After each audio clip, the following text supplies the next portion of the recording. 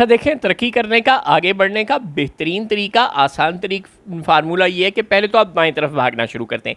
जब आप दाएं तरफ भाग भाग के थक जाएं तो आप ऐसे करें, बाएं तरफ भागना शुरू कर दें, फिर आप थोड़ा सा पीछे को भागना शुरू कर दें, फिर थोड़ा सा आगे को भागना शुरू कर दें, फिर थोड़ा सा शुमाल मशरिक में, फिर जनूब मगरब में।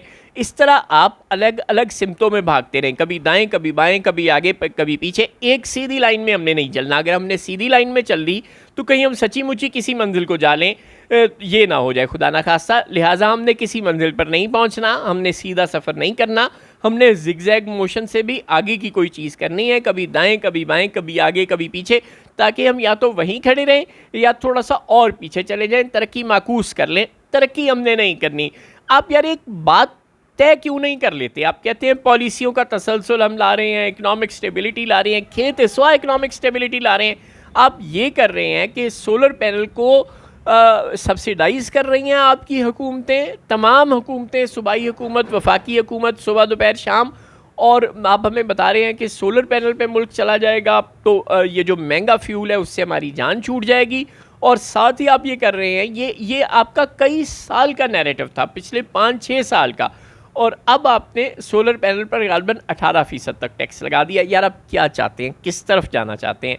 IPP से जान छुड़वानी है, महंगे फ्यूल से जान छुड़वानी है, इंपोर्ट बिल कम करना है, ये जो फर्नेस ऑयल पे, ये जो पेट्रोल पे, डीज़ल पे जो इंडस्ट्री चलती है, जो बिजली के कारखाने चलते हैं, ये बहुत पाकिस्तान का इंपोर्ट बिल बढ़ा देते हैं। ये पाकिस्तान को सर्कुलर डेड बिजली के महकमे का सबसे ज़्यादा है। खैर अब तो माशाल्लाह गैस का भी कम नहीं है, लेकिन बहरहाल ये सर्कुलर डेड का मसला हल करना है। IMF से हमें बड़ी डांट पड़ रही है, फिस्कल स्पेस पहले ही कम है, और ऊपर से ये इंपोर्ट बिल ज़्यादा हो रहा है इस बिजली के, महंगी बिजली की वजह से। चुनांचे हमने सोलर पर शिफ्ट करना है, एलो। और जो लोग सोलर पर शिफ्ट हो रहे थे खुद ब खुद, जो पाकिस्तान दुनिया का सबसे ज़्यादा सोलर पैनल इंपोर्ट करने वाला मुल्क बन गया था, बड़ी तेज़ी से पूरा पाकिस्तान सोलर पर शिफ्ट हो रहा था, तो वापडा की बिजली एक्सेसिव हुई पड़ी थी, कोई ख़रीद नहीं रहा था, किसी को ज़रूरत नहीं रह रही थी, लोग सेल्फ सफिशेंट हो रहे थे बिजली के मामले में।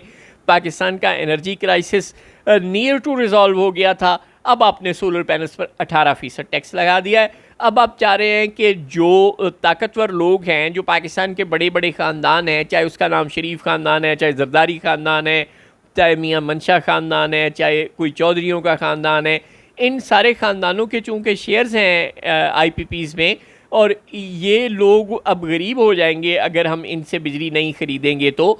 यानी आपने ये असूल तो बना दिया ना। पहले तो ये था कि इनके पास चूँकि कैपेसिटी है तो आप इन्हें कैपेसिटी चार्जेस पे करते थे। अब आपने एक दो को छोड़ के तकरीबन ज़्यादातर IPPs के साथ ये मुआहदा कर लिया कि नहीं, जो जितनी हम बिजली परचेज़ करेंगे उतनी की हम पेमेंट करेंगे। तो इस तरह तो फिर अगर लोग सोलर पैनल पर शिफ्ट हो गए और इनको कैपेसिटी चार्जेस भी नहीं देने, तो फिर तो ये लोग तो गरीब हो जाएंगे ना। इनके पास तो इनसे तो बिजली कोई ख़रीदेगा नहीं। अब ये सिर्फ अरबपति नहीं है, बस खरबपति से लोग हैं या डॉलरपति है, शायद खरबों से ऊपर का कोई हिस्सा है नहीं उर्दू में, लिहाजा और हमारी लोकल करेंसी में, तो ये तो डॉलरपति लोग हैं।